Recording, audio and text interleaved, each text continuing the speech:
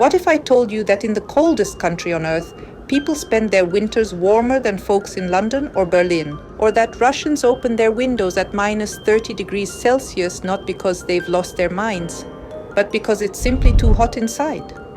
While 47 million Europeans are freezing in their own apartments, saving every degree, in Siberian cities, at minus 35 degrees Celsius outside, people are walking around their homes barefoot, complaining that the radiators are roasting them. Today, we're going to break down the Soviet heating system, a genius and almost impossible engineering solution that turned the coldest country into the warmest place to spend winter. And yes, this will explain all those viral videos.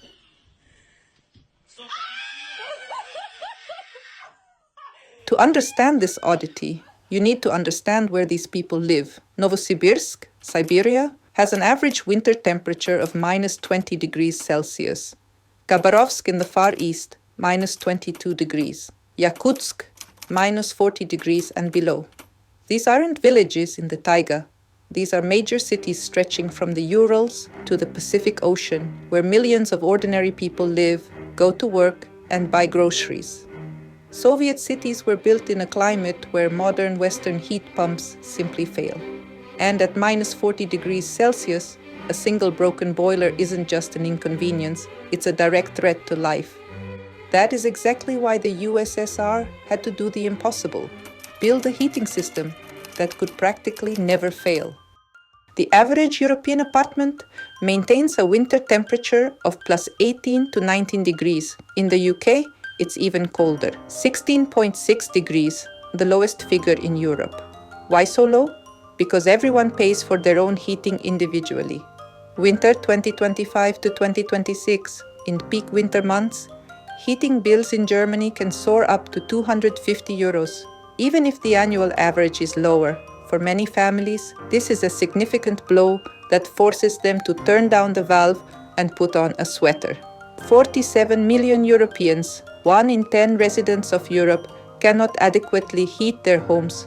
People genuinely have to choose, pay for heat or buy food. Meanwhile, in Russia, the winter here is far scarier, but the temperature inside homes is the complete opposite. The average temperature in apartments is between plus 22 degrees and plus 25 degrees. And this isn't just in Moscow with its relatively mild winter, but across the entire post-Soviet space, in Novosibirsk, Minsk, and Astana. Everywhere the Soviet centralized heating system remains. Furthermore, people in post-Soviet cities pay several times less than their European counterparts. It sounds incredible, but of course, miracles don't exist. The state pays the rest. Modern tariffs don't even come close to covering the real cost. For example, in Belarus, residents pay less than 20% of the real cost of heating. The state subsidizes the remaining 80%. As a result, where a German might pay 250 euros a month, a resident of a Russian city pays 7 to 10 times less. Sounds like the perfect deal, but don't be too quick to envy. We still have to figure out the real price paid for such a freebie. How did it happen that countries building market economies for 35 years are still hostages to this communist miracle? The answer lies in pre-revolutionary Russia. Back then, cities were heated traditionally. Individual wood, coal, or kerosene stoves in every apartment. In winter, a thick smog from millions of chimneys hung over the cities. People froze if they didn't stock up on fuel in time, and fires were commonplace. In 1920, Lenin launched the Golro Plan. The task was insane: to turn an agrarian country into an industrial giant in just over a decade. Construction went at a frantic pace. Power plants sprang up one after another, but there was a problem. The technology of that time operated with huge losses. Burning coal for electricity, stations threw up to 50% of the energy into the atmosphere as waste heat. And it was these gigantic losses that gave engineers a saving idea. The idea of cogeneration, simultaneously producing electricity and heat from the same fuel, wasn't new. But while in the West it remained an experiment or a local solution, Soviet engineers saw in it exactly what a country with such a harsh climate needed: a systemic solution on a national scale. From the 1930s, the country began building CHPPs, combined heat and power plants. These aren't just big boiler rooms.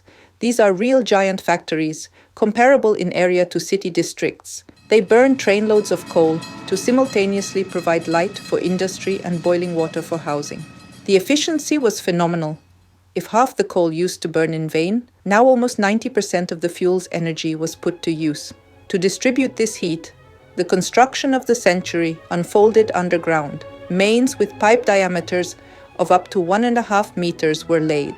Real steel rivers hidden in concrete tunnels, carrying hot water for tens of kilometers. By the 60s, the Moscow heating system became and remains the largest centralized system in the world. But the real turning point happened when Khrushchev started his housing revolution. Remember those panel Khrushchevkas? They had one feature: thin concrete walls.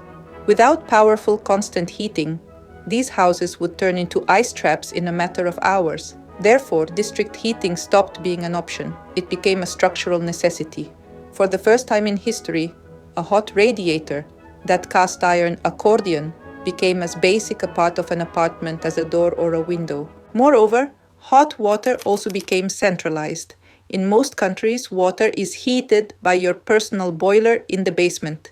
Here, hot water, just like heat, travels tens of kilometers from a huge station right into your tap.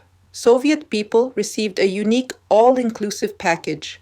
You simply turn the valve and civilization comes into your home. But the question arises, if the goal is just to heat, why turn apartments into an oven?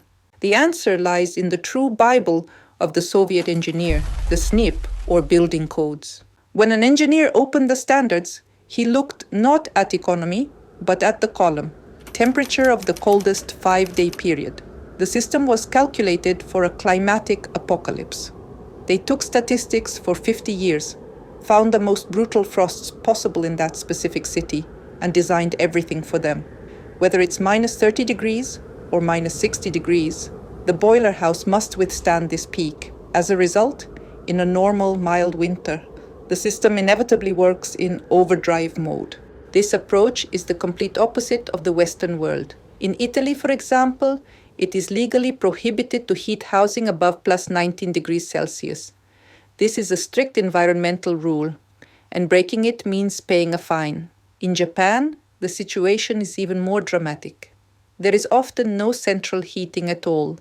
In winter, the temperature in the bathroom drops to plus 10 to 13 degrees. Because of this sharp temperature difference, so-called heat shock occurs. This phenomenon claims the lives of about 19,000 people annually.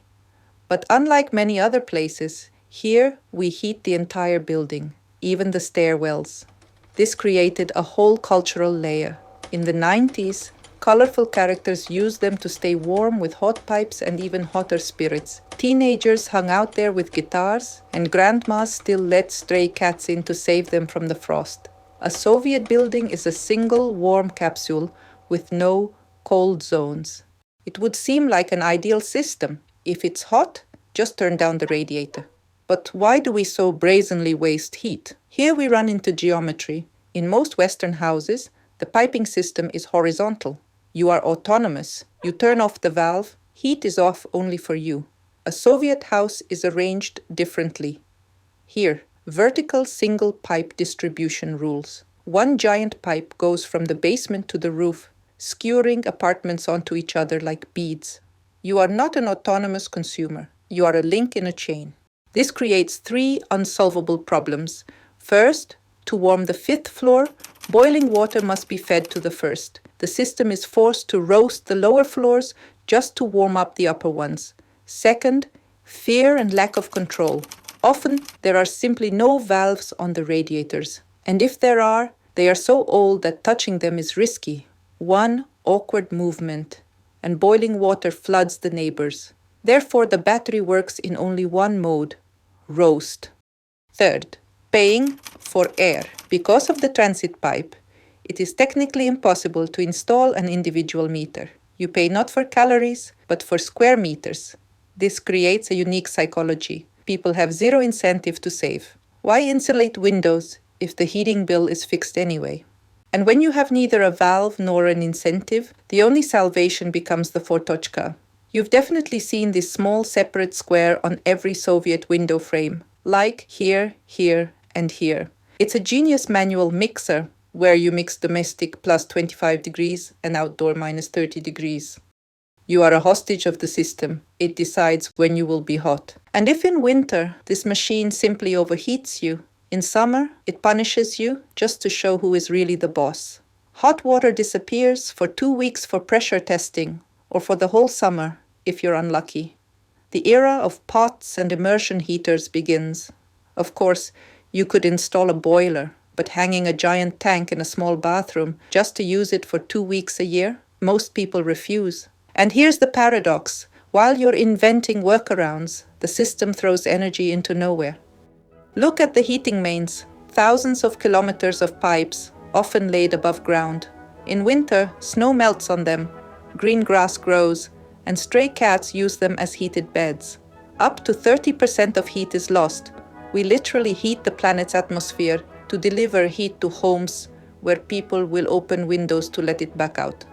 But as we established, miracles don't exist. Since we pay pennies, the state saves on the most expensive part, replacing the pipes. There is only enough money to patch holes, not to change rotten mains. Hence the frequent accidents we see lately. The system is held together by patches and prayers.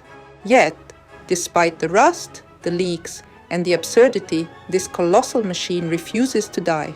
It stands as a monument to a civilization that placed collective survival above individual choice. This system is the perfect metaphor for socialism. It guarantees that no one will die of cold, but deprives you of the opportunity to choose the temperature. It gives you security, but takes away responsibility. In the US, the market rules. You press a button, pay a huge bill, but you have control. In Europe, frugality rules. Energy is expensive, so people put on sweaters and save every degree. Heating the air is an impermissible luxury. Here, the state decided for you. It will be warm. Period. So, the next time you see an open window in a panel building at minus 30 degrees, remember, behind that window works the largest heating machine in human history, which simply doesn't know how to work at half strength. What would you choose? To live in a system where you control the climate and your money? Or to live in a system where heat is not a commodity, but a social guarantee? Write in the comments which temperature of freedom is closer to you. Thanks for watching. Please subscribe and check out our Patreon if you want to support the channel. A special thanks to everyone who already does. I'm Julie, and this is Soviet Born. See you next time.